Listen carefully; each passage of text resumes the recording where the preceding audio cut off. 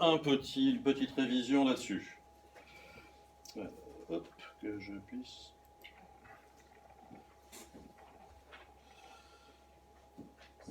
Vous y voyez quelque chose ou pas? Pas ce qui est. Moi, je vois rien. Il y a des carrés. Mais sinon, on va sur le cahier d'exercice.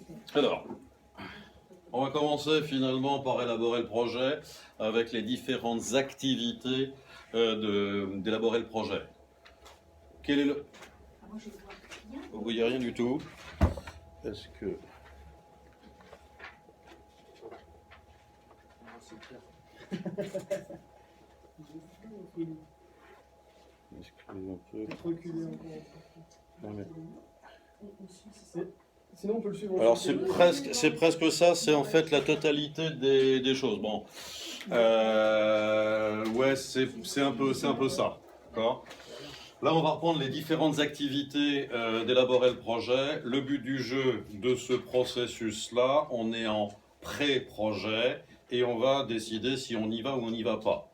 On va rentrer avec le mandat du projet, on va identifier, nommer l'exécutif et le chef de projet. On va recueillir les retours d'expérience d'anciens projets.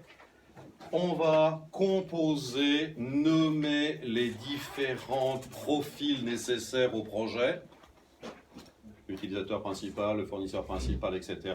Et forcément, on décrit les rôles et les responsabilités.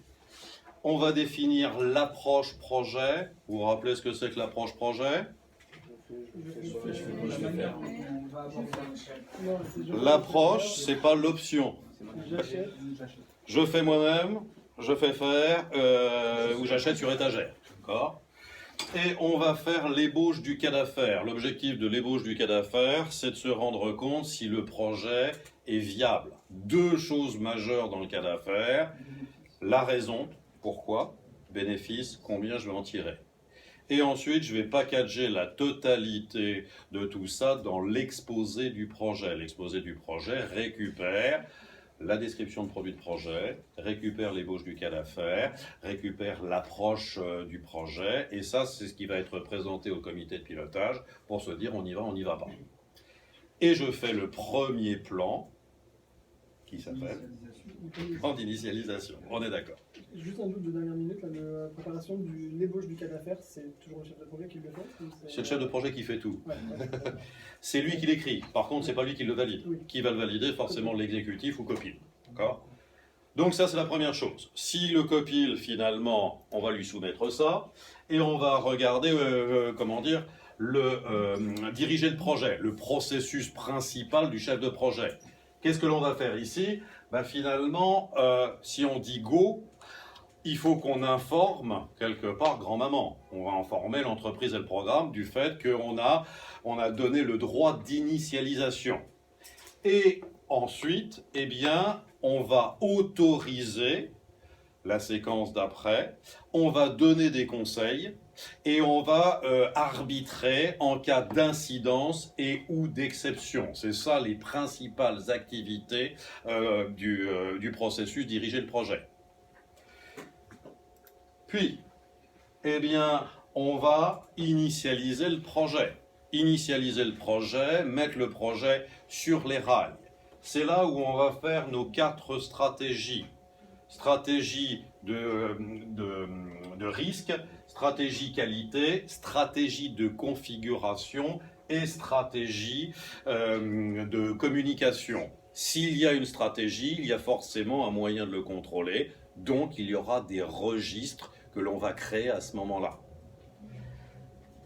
Puis, je vais créer le plan projet qui va donner finalement la description de produits de projet détaillés et comment je vais m'y prendre. Si je crée la description de ce plan de projet, j'ai forcément les contrôles que je vais mettre en place. Ce n'est pas simplement que de prévoir les choses, c'est comment aussi je serai en mesure de vérifier ce qui se passe. Puis, je vais affiner le cas d'affaires, autant ici dans élaborer ces grosses mailles, autant là, on va aller beaucoup plus loin dans le détail. Et les 4 stratégies plus le plan vont m'aider finalement, à affiner ce cas d'affaires. Et là, j'ai un véritable cas d'affaires concret.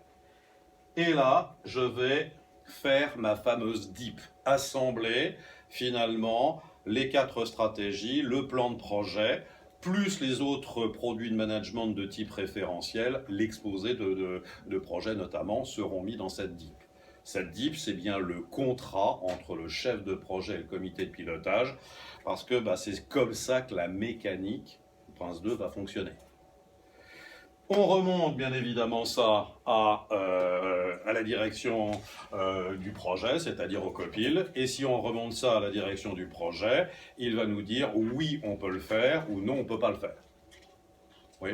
Entre les deux processus qu'on vient de citer, est-ce que j'ai déjà nommé l'équipe projet? Alors on l'a déjà identifié ici, mon équipe projet. Je vais avoir non seulement la définition des rôles et des responsabilités de l'utilisateur du fournisseur, mais c'est là aussi, je vais me poser la question, est-ce que je vais avoir besoin d'un support projet? Est-ce que je vais avoir besoin d'une assurance projet, etc., etc. Alors je ne sais pas encore qui j'aurais nommé, parce que je suis dans élaboré, donc je peux dire no go. Mais par contre, j'ai bien cette notion d'avoir identifié les différents rôles nécessaires, qui pourra être remis à jour ici, à travers notamment la stratégie de communication, où on pourra se dire il faudra peut-être élargir finalement les différents rôles. Okay. On va prendre l'exemple quand même que le COPIL nous dit OK à la fin de l'initialisation, sinon le slide s'arrête là. Là, on va rentrer finalement à la fin d'initialiser, c'est une séquence comme une autre. La fin de ce processus-là, c'est une séquence comme une autre, il y a forcément la planification de la séquence d'après. Donc, gérer la limite de séquence. Qu'est-ce que je vais faire? Je vais planifier la séquence suivante. Je vais actualiser le plan projet par rapport à l'état d'avancement dans lequel je suis. Je vais actualiser le cas d'affaires et je vais faire le rapport de la séquence en cours, la séquence passée. Okay, passé et en cours. Okay. Et je remonte ça finalement au comité de pilotage pour avoir finalement le go. Est-ce que j'ai le droit de commencer à travailler réellement sur le projet? Si on dit go, on va théoriquement dans quel processus? Dans contrôler une séquence. Le COPIL dit OK, je suis d'accord sur le sujet, on va dans contrôler une séquence. Donc c'est ce qui se passe ici, on va aller dans contrôler une séquence, et là vous vous rappelez, dans contrôler une séquence, on a 3 strates. La première strate, c'est finalement toute la liaison avec le chef d'équipe. Je vais autoriser les lots de travaux, je vais surveiller l'avancement de ces lots de travaux, et je vais réceptionner ces lots de travaux. Deuxième strate, qui est finalement toute la notion de, par rapport à ce qui m'est remonté comme lot de travaux, comment progresse la séquence. Et là, comment progresse la séquence? Il peut y avoir des incidences, des changements, des problèmes soucis, des hors-spécifications. Il peut y avoir des risques particuliers qui sont levés, qui sont en croissance ou qui vont disparaître. Tant que je suis dans les limites de ma tolérance, en tant que chef de projet, je peux mener des actions correctives nécessaires à recadrer les différents dysfonctionnements. Et là, il y a la troisième strate qui est finalement tout le reporting. Tant que je suis dans mes limites de tolérance, je vais remonter régulièrement, périodiquement, des rapports de progression, des rapports d'incidence, l'analyse des registres d'incidence, me permettant finalement de renvoyer au COPIL, attention, il y a des changements. Par défaut, rappelez-vous que les changements, c'est bien de l'autorité du comité de pilotage, par défaut, à moins qu'il en ait délégué ça à un profil particulier. Et puis, si je suis hors tolérance, je vais peut-être pas remonter tout de suite un rapport d'exception, je vais peut-être alerter par rapport à des rapports d'incidence dans une incidence particulière qui est problème-souci, c'est qu'attention, on est en train de s'approcher dangereusement d'une limite de tolérance. Quand je suis quasiment sûr qu'on va franchir la ligne, ou que c'est franchi, là je vais remonter un rapport d'exception. Ce rapport d'exception sera remonté au comité de pilotage, qui va prendre finalement une décision. Qu'est-ce qu'on fait? On continue, et donc on va demander un plan d'exception, où on s'arrête et on fera une clôture prématurée, ce qui peut être le cas. Rappelez-vous quand même qu'une exception peut couvrir soit une séquence, soit un projet. En aucun cas, une exception peut remplacer un plan d'équipe. D'accord ? Côté équipe, il ne remonte que des incidences, il ne remonte jamais des exceptions. Là, c'est justement l'interface que l'on a avec le chef d'équipe. Si ici on autorise les lots de travaux, ici il les accepte. C'est-à-dire que quelque part, il y a bien une négociation des tolérances au niveau de chacun des lots de travaux.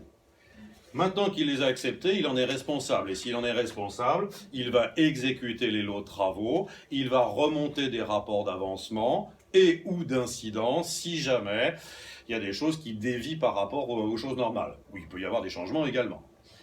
Il a fabriqué, il a fait passer au contrôle qualité, le chef d'équipe, et donc maintenant, les lots de travaux sont terminés et il y a bien le coup de tampon de la qualité qui montre que l'on a fini correctement les choses.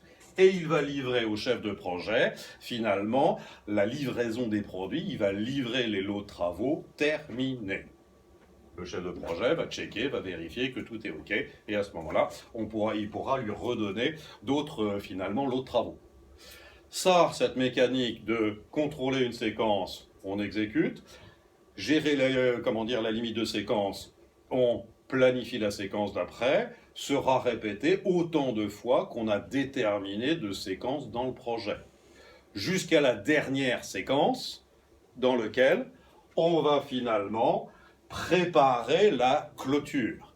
Il n'y a pas de séquence de clôture, on clôture dans la dernière séquence. Par contre, il y a bien un processus de clôture, on est d'accord. Processus de clôture, ça veut dire quoi ? Ça a deux cas de figure. Soit c'est une clôture qui est normale, elle est planifiée, soit elle est prématurée parce qu'on a décidé d'arrêter le projet. Qui a le droit d'arrêter le projet ? Le copil, bien évidemment. D'accord ? Maintenant, il peut y avoir des phénomènes internes au projet qui amènent le fait qu'on clôture prématurément. Exemple, on a explosé tous les délais du projet et on n'a aucun moyen de se rattraper. Et même si on a demandé à l'entreprise et le programme de faire quelque chose, l'entreprise et le programme dit « j'investis pas forcément ». Ça pourrait être un premier cas de figure. Soit, justement, le cas d'affaires nous démontre que la raison n'existe plus. Finalement, il y a eu un changement de stratégie et finalement, l'intérêt du projet n'a plus de raison d'être. Donc, ça ne sert à rien de continuer à travailler sur le sujet puisque c'est un projet qui ne livrera pas ce que l'on en attend en tant que tel. D'accord ? Donc, on prépare finalement la clôture planifiée ou prématurée, on remet les produits. Si on remet les produits, c'est bien là où le produit de projet est accepté. Rappelez-vous, chacun des produits est approuvé par le contrôle qualité, mais le produit de projet est bien accepté. C'est le livrable final complet qui est accepté. On va évaluer le projet, faire un bilan, faire un REX. Sur quoi porte le bilan en général ? Souvent, le bilan, on regarde qu'est-ce qui ne s'est pas bien passé. On est d'accord ? Et on essaye que la prochaine fois, ça ne se reproduise pas. Mais ça serait bien aussi de regarder ce qu'il s'est bien passé pour que la prochaine fois, on puisse le reproduire de façon assez simple.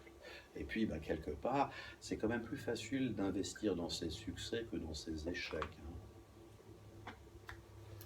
Dernière petite chose, recommander la clôture du projet. Recommander la clôture du projet, ça veut dire qu'on a bien finalisé les choses, mais on va se garder une période de temps pendant lequel, s'il y a encore des choses à produire, ou s'il y a encore des litiges, ou s'il y a encore des choses que le projet doit fournir, à ce moment-là, pouvoir le faire.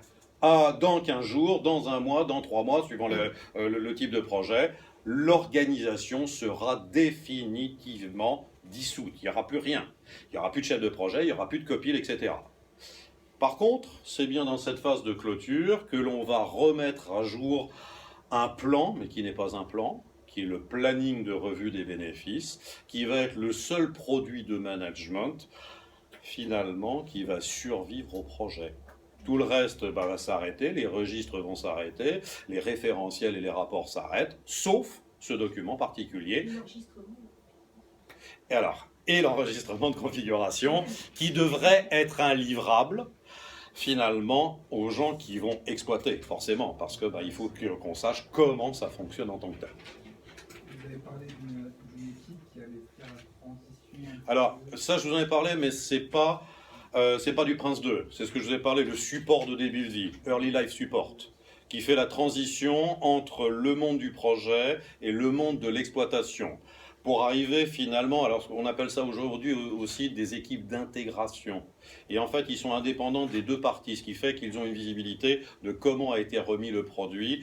Et ils sont là justement pour accompagner le démarrage finalement du produit en production. Mais ça, c'est pas du Prince 2. C'est utile. C'est dans ITIL, oui. C'est dans ITIL. C'est bon? Vous vous sentez prêt maintenant à passer? Finissons-en. Finissons-en. Eh ben écoutez. Achève-moi.